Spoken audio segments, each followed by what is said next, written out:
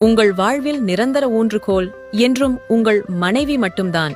நீங்கள் பாசத்தை அள்ளி வீசி வளர்த்த உங்கள் பிள்ளைச் செல்வங்கள் வளர்ந்து ஆளாகி திருமணம் முடித்ததும் உங்களை விட்டும் தூரமாகிவிடலாம். நாடு துறந்தும் போகலாம். நீங்கள் ஒரு காலம் ஆனந்தமாக உறவாடிய அன்பான சகோதர சகோதரிகள் அவரவர் குடும்பம் என்று பிஸியாகி விடுவார்கள். இறுதி காலத்தில் கைப்பிடிக்க சகோதரனும் வரமாட்டான், கண்ணீர் விட சகோதரியும் வரமாட்டாள். எல்லோரும் அவரவர் வாழ்வென்று பிரிந்து செல்வார்கள்.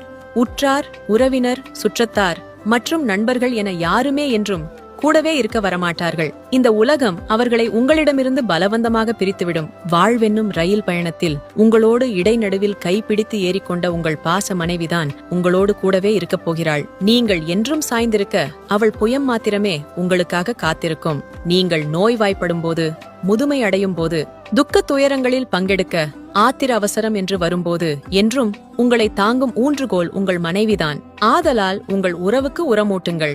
நீங்கள் பரஸ்பரம் அன்பையும் பாசத்தையும் புதுப்பித்துக் கொள்ளுங்கள்.